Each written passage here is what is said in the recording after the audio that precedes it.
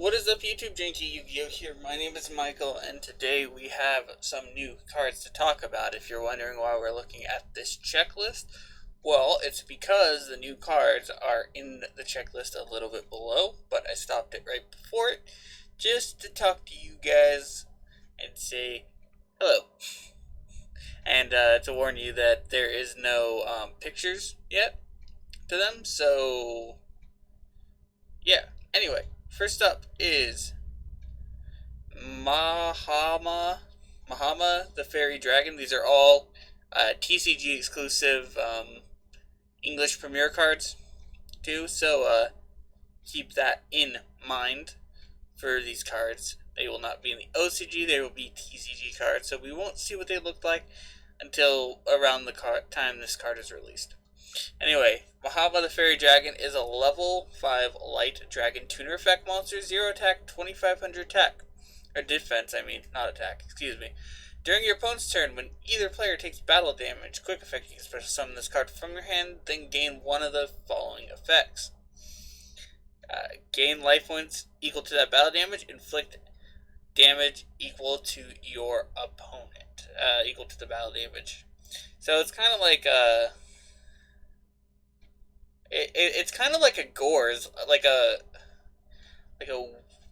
weaker version. I don't know. It reminds me of Gores, Darkness Emissary, because Gores had to be the only card, or you had to have no cards on the field, and that's why, similarly anyway, why you attack with the lowest monsters first, because of Gores.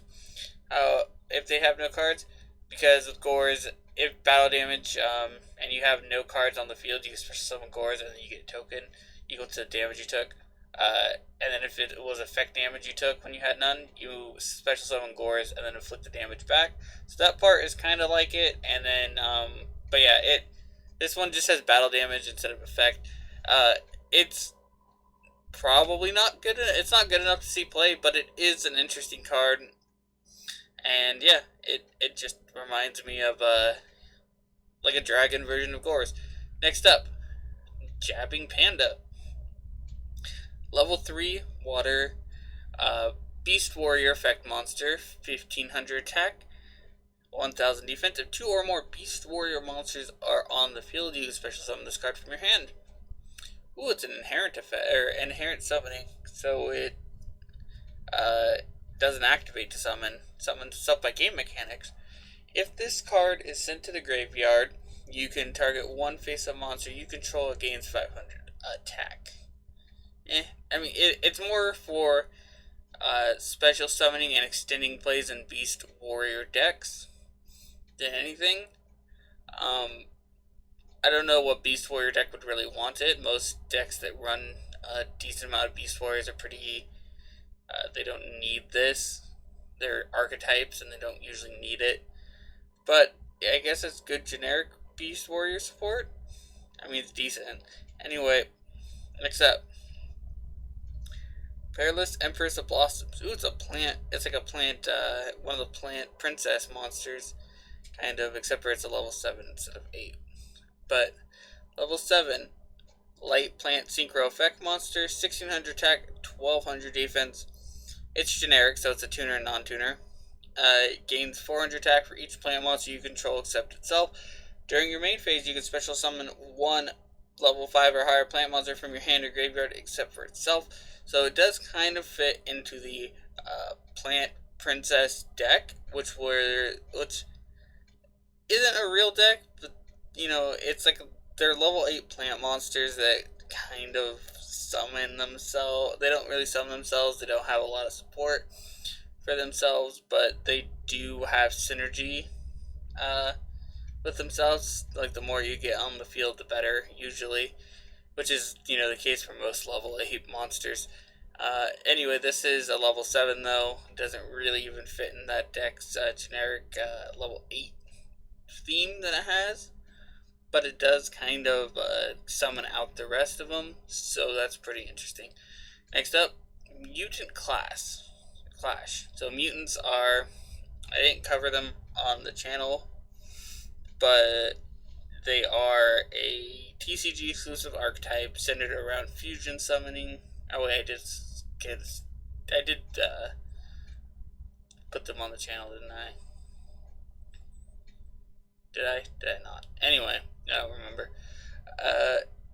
Anywho, I don't think I put them on the channel. I'll have to recheck.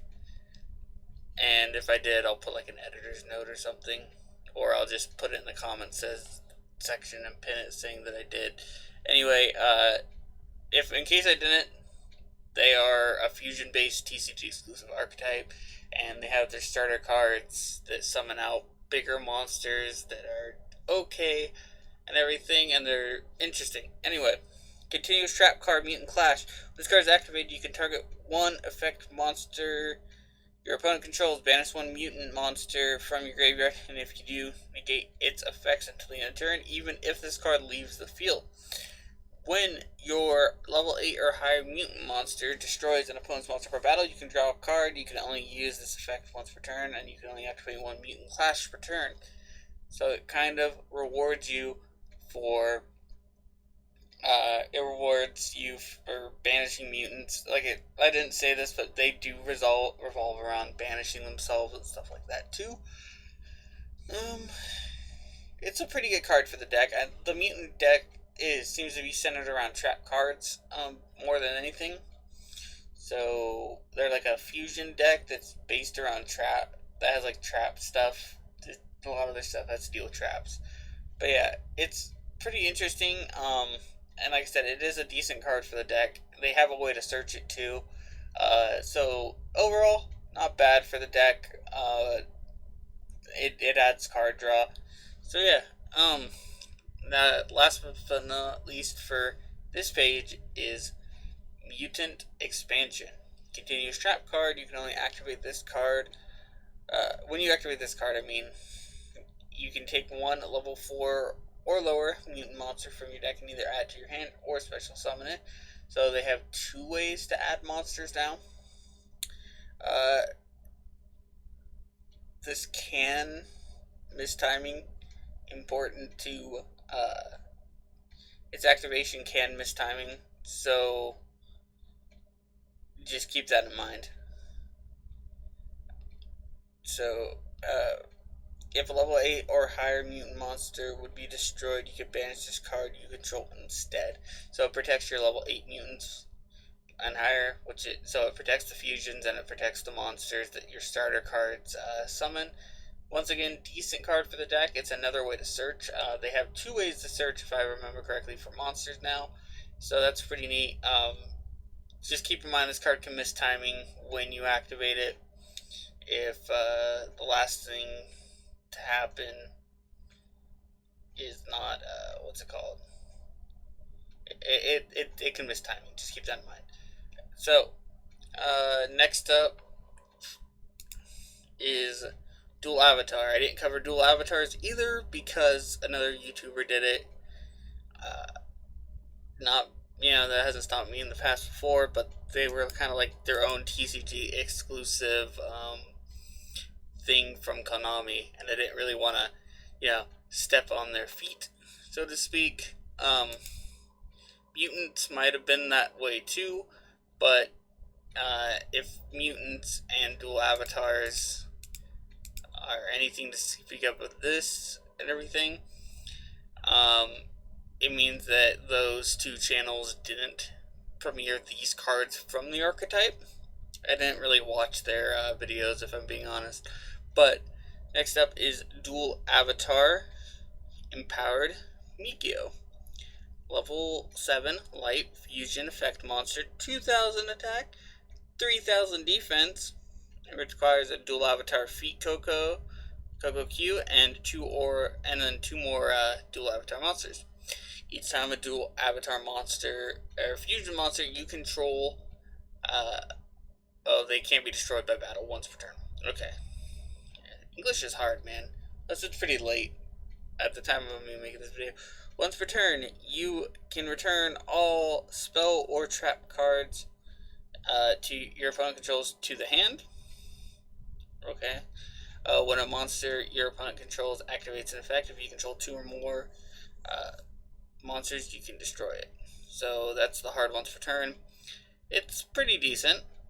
Uh, and force a response from your opponent if they're playing a back row heavy deck, that's for sure. If you have multiple fusion monsters out, which this deck seems like that's its goal, is to just keep fusion summoning, and then you can just start destroying. You can destroy a monster anytime they activate an effect, so that's pretty neat. Overall, decent card.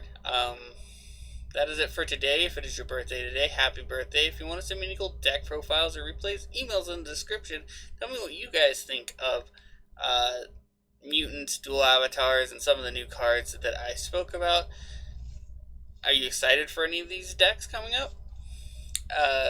If you want to support the channel for free, you can always like, comment, and subscribe. Best way to support a channel and everything. And of course, and as always, have a wonderful day.